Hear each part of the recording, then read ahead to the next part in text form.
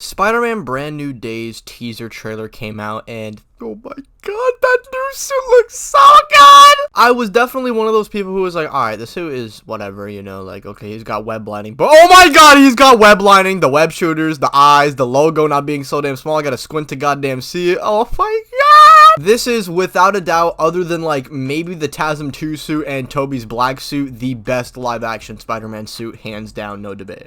Now, other than learning about the fact that this suit looks so goddamn sexy, we actually did get some information on Spider-Man Brand New Day, and no, we're not just getting any rumors about it being multiverse in scale. No, for once we actually got some concrete information about what this movie is going to be about. In this movie, we know that not only Punisher and Hulk will be in it, but these three are going to be fighting each other. And for some reason, the Punisher will be having high tech and a tank to combat Spider-Man and the Hulk, meaning we're probably going to see these two fight or at least clash heads once in this film. I really hope this isn't just another attempt at an MCU mentor figure for Spider-Man to learn to be Spider-Man. I am so sorry, every single MCU Spider-Man movie has had a MCU cameo that has probably ruined the movie. It's more than likely that he's going to be a threat that Punisher and Peter have to eventually stop while also probably helping Peter along the way, but not in the same fashion as Doctor Strange or Iron Man did in the previous trilogy. The villain of this movie more than likely will be Mr. Negative, with Scorpion having a secondary villain role. We apparently got confirmation on a Mr. Negative truck being shown, so I'm assuming he's at least being introduced in this movie, and Scorpion is for sure arriving onto the big screen, which is exciting to see. MJ is in this movie, but not in any of the action scene settings that Peter will be taking place in. She'll probably have her own focus stuff on the side as the film progresses. And we also know that Kingpin is apparently going to be mentioned in some way, shape, or form in this movie, which makes sense as Punisher is in this film. Now, this movie already has very little and vague information to begin with that is actually confirmed about, but the amount of rumors and anticipation for this movie was ridiculous. We got to the point where we were told Brand New Day was going to be street tier in scale at first, and then we were told that it's going to be a multiversal movie once again, and potentially Tobey and Andrew will have even bigger roles in this movie.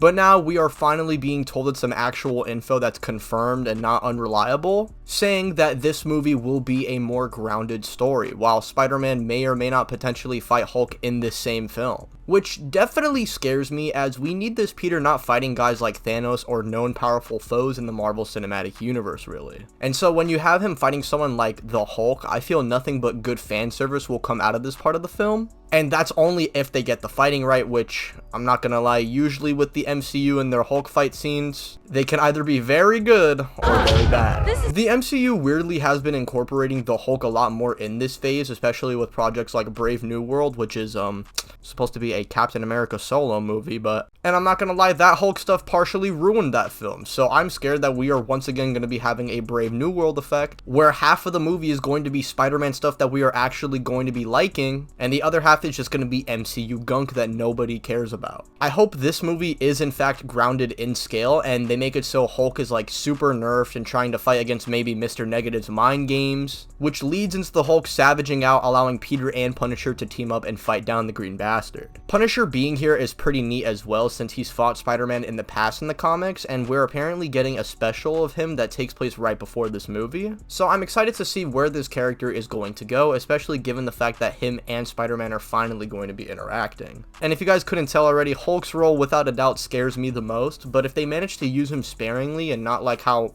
Iron Man and Strange were used, like I said, then honestly, I wouldn't be too upset at this. Spider-Man and Hulk's dynamic is at its best when they are sparingly talking to each other. When we get those little one-to-one moments, I feel like that's when really a lot of comic book fans can get behind it. But I swear to God, if we have Peter losing to Scorpion and Mr. Negative, and then we have a Bruce Banner pep talk with Mark Ruffalo saying something, "You need the great power and the responsibility, just like how I have the brains and the brawn." Like, bro, I'm going to lose my mind, I'm telling you. This movie in general has a lot to offer, considering we're dealing with a Peter who has a lot of mental baggage. He's starting from basically square zero, and now you're putting this new and more grounded Spider-Man, quote unquote, in a movie with Scorpion, Mr. Negative, the Punisher, with a tank, and Hulk. Now obviously I'm not going to be judging a book by its cover, but when you hear that the Hulk is going to be having a major role in a solo Spider-Man film, after already having 3 movies of him becoming Spider-Man finally, I just really can't help but worry about this film. And speaking of, we can now talk about the main villains, that being Mr. Negative and Scorpion. Mr. Negative and Scorpion are two villains I can't really speak much on, as I'm not particularly a huge fan of either character. It wasn't really until the Spider-Man PS4 game where I really cared about Mr. Negative at all. And I always thought Scorpion was cool, but he just never really had any adaptations in media.